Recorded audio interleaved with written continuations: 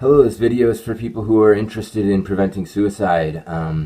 I, I'd have to consider myself a suicide survivor. I went through pretty deep depression associated with Lyme disease. In fact, 5 years ago was about the peak of my, the bottom of the pit for me. Uh, I studied astrology extensively. I studied lots and lots of things, but considering my own experience with depression, I study suicides a great deal. I've studied hundreds of suicides, the birth charts of suicide victims, and then if I can find the exact time of death, but the date of death in the chart from that day, or hopefully exact time, in relation with the birth chart, and hopefully I can have an exact time for the birth chart too. Those sometimes are harder to come by. But the patterns are, whether you have exact times or not, are they're there. They're self-evident. It's hard to try to describe how this plays out to somebody with no background in astrology at all. But I'll give it a quick shot. Call this a zodiac wheel. And this is the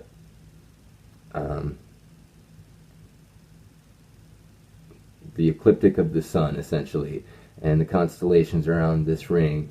Somewhere around here, all of our planets were at a certain point. And I'll just talk about the moon quickly, because the moon is very much connected with your emotions. And if your emotions aren't doing very well, that leads to depression pretty quickly. And so the moon tends to be a pretty prominent thing in a lot of people who suffer depression, and then which often leads to suicide. Even though some people commit suicide without going through a lengthy depression, some people have sort of this lifelong level of depression, and a lot of that you can see in their where the moon is in their natal chart. So let's say you have the moon here, the very top of your natal chart. And now, as real time happens, planets keep moving around this. The sun is doing its path every year. The moon is doing its path every month. Every other planet has its own pace that it goes around this chart. Going out to Pluto, which is like a 250-year orbit around the zodiac. Saturn sort of being the furthest out visible planet, taking 30 years to go around the zodiac. And each of these planets have their own energetic archetype like the moon does. The moon is this nurturing, motherly, emotional, caring, energetic inside of us all. It's that which we receive, and as well as that which we give. And if we have a tough moon placement in our chart, sometimes we didn't get as much nurturing as maybe another soul did, and so we're not as inclined to give it either, because it wasn't developed in us. Or it's more difficult, at least for us, to express that in a healthy way, because we didn't have it expressed to us in a healthy way.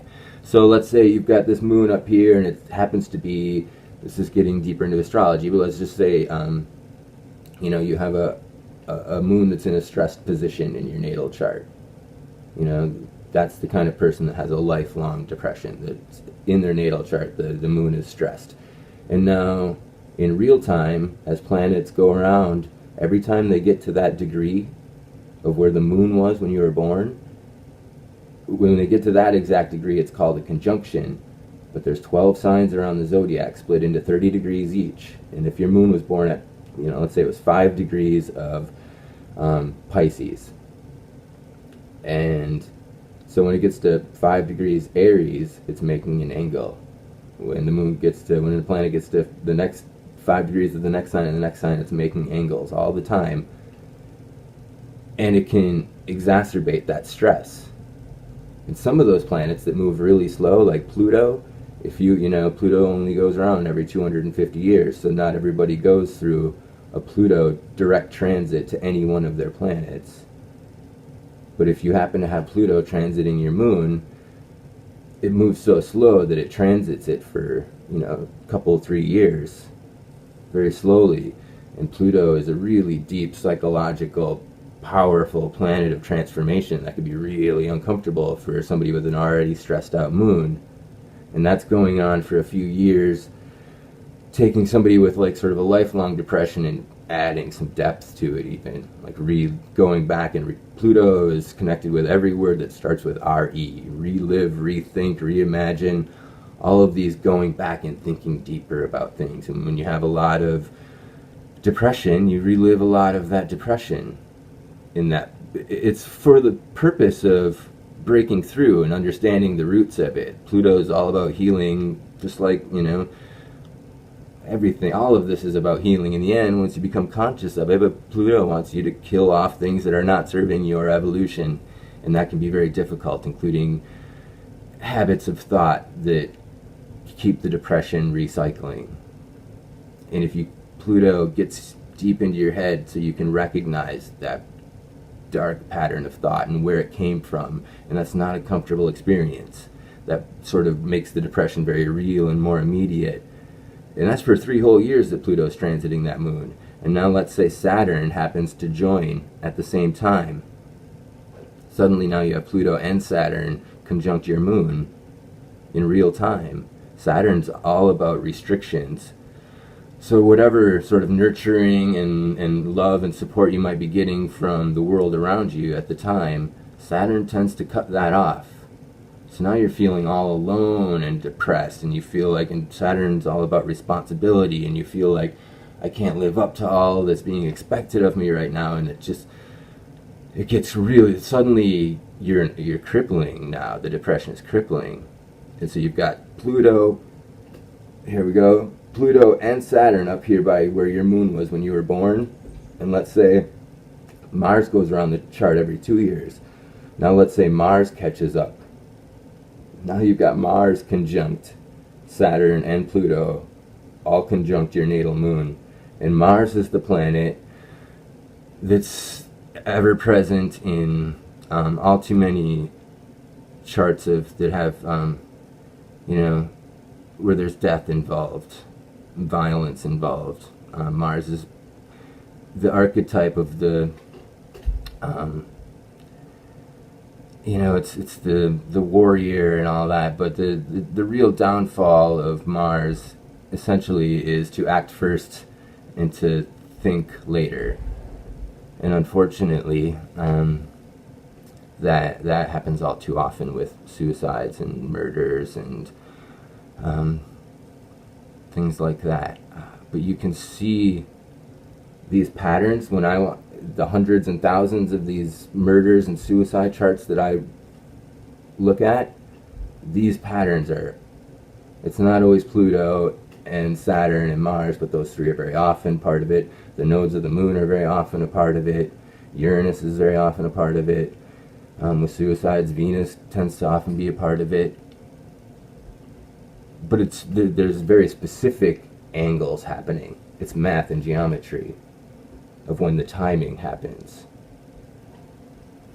So, if you want to help prevent suicides,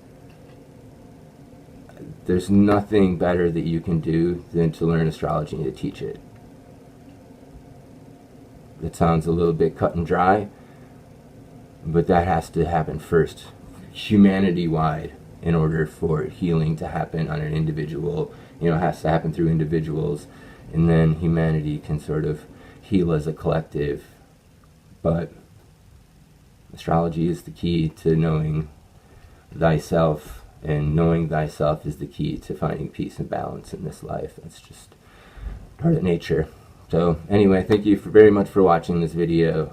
I do appreciate it, and I hope, I will say this, I recommend this all the time. Kelly Lee Phipps on YouTube, there's a 3-part Tao of Astrology series, and it's a great way they're like 2 or 3 hours each, and so it's a time investment, but it's a great way to, get quickly up to speed with astrology. And I'll just say, rest in power, dear Kelly. Unfortunately, Kelly has passed on, but I'm extremely grateful for his work, and I just think he's a great soul, so I like sharing his work.